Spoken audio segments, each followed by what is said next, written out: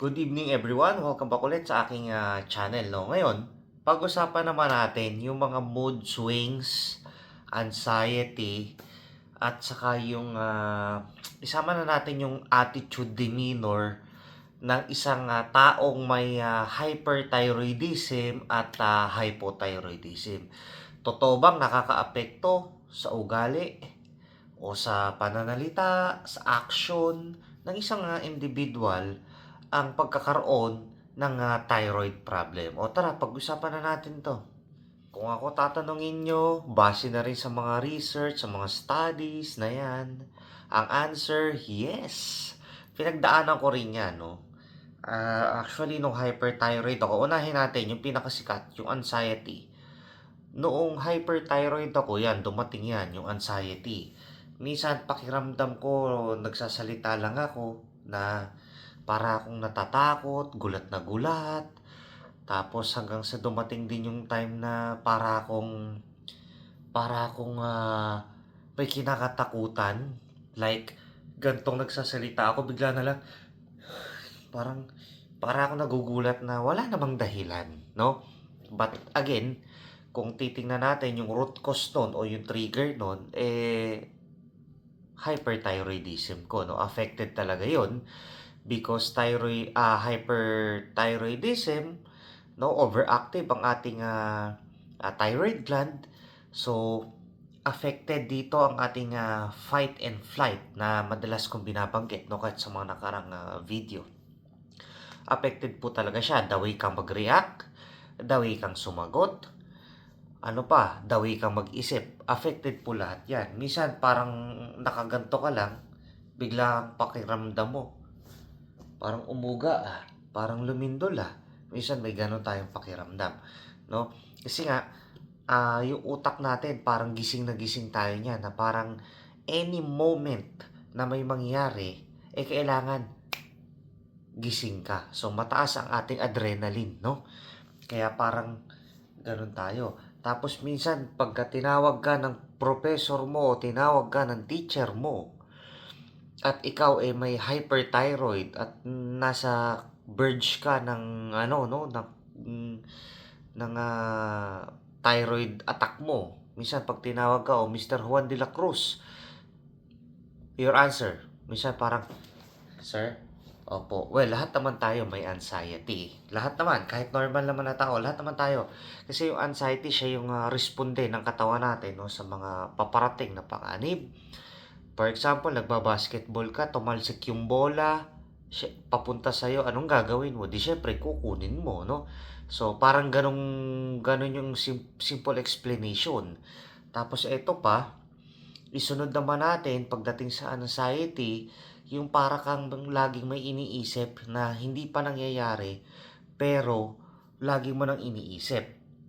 Kagaya nito, may naramdaman kang tibok dito, dito, parang may gumuhit. Ang iniisip mo, hala, heart attack na yata to, parang katapusan ko na, hala, baka atakihin ako, no? So, that is anxiety.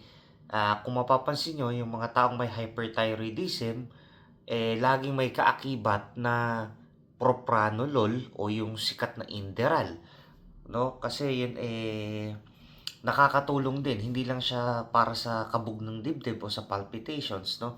Nakakatulong din po siya sa anxiety. Beta blockers po siya, no? Once na mapakalma niya ang ating tibok ng puso o maging regular na ang ating heartbeat, heart rate, no? So natutulungan po tayo na mag-relax. Okay?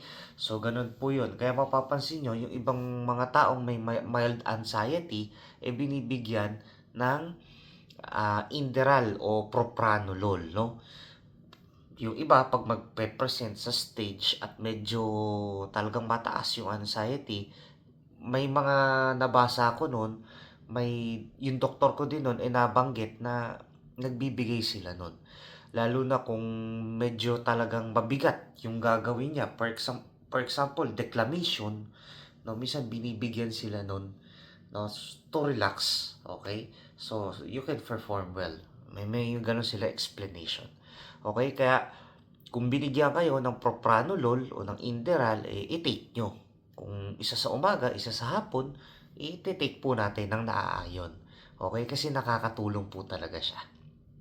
Next, isunod natin dito yung pagiging irritable o mainitin daw ang ulo ng isang taong may problem sa thyroid, lalo na ang hyperthyroid.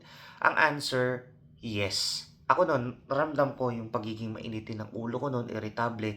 Minsan ayaw kong tinatanong ako, minsan ayaw kong kinakausap ako ng... Gusto ko yung alone time, yung ganun. May mga pagkakataong ganun ako. No? Lalo na yung tawag dito, halimbawa nagsusulat ka o gumagawa ka ng report, bigla na lang, pare, ano ba ba yan? Napanood mo ba yung ganito, yung ganyan? Minsan sinasagot ko talaga na, sandali lang, may ginagawa ako. Mamaya na, babalikan na lang kita. Minsan ginaganon ko na. Kasi ayoko nun, para akong, alam mo na, para akong naiirita.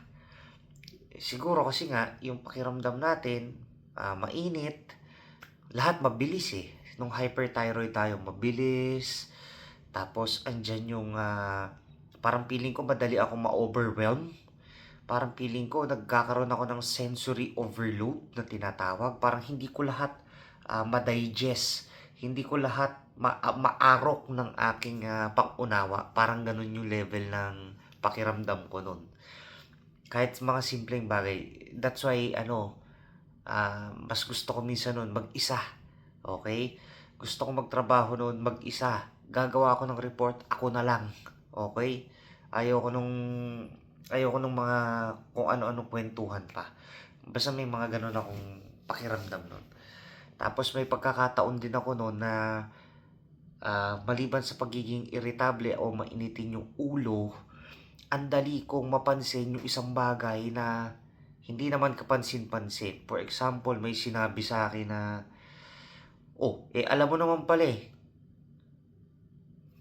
kung normal ka, well, yes, alam mo naman talaga. Pero dahil hyper nga ako, hypothyroid, minsan may pakiintindi ako na, anong ibig mo sabihin? Anong gusto mo palabasin? Minsan may ganun ako. No? So, kasama talaga yon sa pinagdadaanan. Kaya, kayo na nanonood, kung kayo ay may hyperthyroid or hypothyroid, to sabihin nyo doon sa mga kasama nyo, at least medyo kahit papaano maiintindihan nila kung ano yung situation natin. O kung kayo naman, may kamag-anak na may hypo, so please, minsan unawain talaga natin sila or iwasan na lang. After ilang minuto, okay din naman yan. Ako naman minsan ganun. Once na masabi ko na mamaya na, minsan gaganunin ko, pare, pasensya ka na ha. Irritable lang ako, alam mo naman tong sakit ko or itong karamdaman ko, medyo medyo mainitin lang akong ulo. Pero hindi ako galit sa'yo. Try to explain yourself and pwede naman tayo mag-sorry. No? Ganun lang. Don't worry, valid ka. Lagi ko sinasabi yan, valid ka, valid yung dahilan mo, valid ka kung ano yung gusto mong ipakitang emosyon. Okay? So, huwag ka matakot. If you're not feeling well or you're not comfortable, sabihin mo. Huwag mong ililihim, ha? So, ganun lang. Ito naman, last na to. Ito, common to sa hypothyroid, no? Sa kagaya ko na hypo. Sabi nila, ang hypothyroid daw o ang may mga hypothyroid nonchalant. Parang walang pakialam. Hindi naman. No? Madalas kasi sa hypothyroid, kalmado. Kalmado na ako Tayo, ikaw na nanonood, alam ko kalmado ka na. May mga pagkakataon kasi na para kang nag-matured. Minsan pag may sinabi na, pare, si ganito, nakabuntis pala, pare, si ganito, ganyan. Ang pakiramdam mo nun, okay. Kasi, ayaw na natin, alam mo yun, ayaw na nating i-absorb yung mga ganong bagay. Parang, ang defense mechanism natin as a hypothyroid patient, parang dinedeflect na natin yung mga stress na kung ano yung naririnig natin or nakikita natin. Kaya minsan, ang ano nila sa atin, ang tingin nila sa atin, parang walang paki. No? But again, hindi po. Ito umiiwas lang kami sa mga stress. Lalo na kung ang kukwento mo sa akin, hindi ko naman alam or hindi naman dapat pakinggan or wala namang dapat ikatuwa sa kwento mo. So, medyo Ganun ba? Okay. Okay, ganun. Ganun na lang, 'no? Pero to be honest, dini-deflect na lang namin yon kasi ayaw kong i-absorb 'yan. May sarili akong battle, may sarili akong laban, bakit ko pa pakikialaman yung kwento mo? Wala namang kapararakan. So, ganun lang, 'no? So, mas kalmado na kasi ang hypothyroid, hindi na 'to kagaya ng hyper na para ka laging on the go, 'no? Ito yung tipo ng stage na okay, ang pakikinggan ko na lang yung balita, yung flood control, yung mga bagyo, yung mga sakuna, yan na lang yung pakikinggan ko. Kumpara sa ikukwento mo, no? For example, yung breakup ni ganito, breakup ni ganyan, lalo na kung ang kausap ng isang hypothyroid patient ay narcissistic o yung mga self-centered person, I'm so sorry, i-deflect lang kita. Ganon, no? Ibig sabihin sa narcissistic person or sa mga narcissist, halimbawa, nagkwento ko na, before kasi, madali akong mapagod, madali akong hingalin, biglang babanat sa'yo yung narcissist person or self-centered ng, oh, ako nga mas malala pa ako sa'yo oo, ganito. Yon, kalimitan, yung mga yan, ayaw tayong kausap. Kasi nga, dinideflect lang natin sila na, sige na, ikaw na tama, sige na, uwi ka na. Parang ganun, no? So, yun lang, hindi naman sa walang pakialam ang hypothyroid. Ito kasi yung stage na pinoprotektahan na natin yung inner peace natin. Mas mahalaga na sa atin yung peace of mind. Kasi hindi natin yun, ako aminin ko, hindi ko nakuha yun nung hyperthyroid ako. Parang lagi akong on the go, irritable, ayan, na ganun. Pero ngayong hypothyroid na ako, mas calm, tapos mas naiintindihan ko yung mga bagay-bagay, napaprioritize ko kung ano yung mga dapat. Okay? So, for example, no, yung mga simpleng gawaing bagay, ano ba yung mga uunahin ko? Kusina ba, kwarto, o kubeta ba? Ganon. Ganon. Nakakapaisip lang ng tama ang may hypothyroid. No? Well, minsan low energy, andyan yun, no? Yung parang wala ka sa mood mag-exercise. But again, sabi ko nga sa inyo, mas kalmado. Mas kalmado lang. Yun lang yung pinagkaiba noon. Hindi naman ibig sabihin ng kalmado, walang pakialam sa kapwa or walang pakialam sa paligid. Meron pa rin. Andun pa rin. Nagkataon lang na mas napipili na lang namin ngayon yung mga situation na dapat naming panghimasukat or dapat naming isipin. Okay? So, kasama yon, no, sa mental health. Kasama yan, lahat. Kailangan nating intindihin, kailangan nating maintindihan. Hindi lang basta mainit ang ulo mo, hindi lang basta irritable ka, hindi lang basta malungkot ka. Lahat naman yan valid. But again, you need to understand kung bakit ka ganun, bakit may ganun. Okay? So, ganun lang po kasimple, ha? So, paano? Masyadong madaldal na ako, no? Sana nakatulong tong video ko. At maraming salamat sa inyong walang sawang pagsuporta.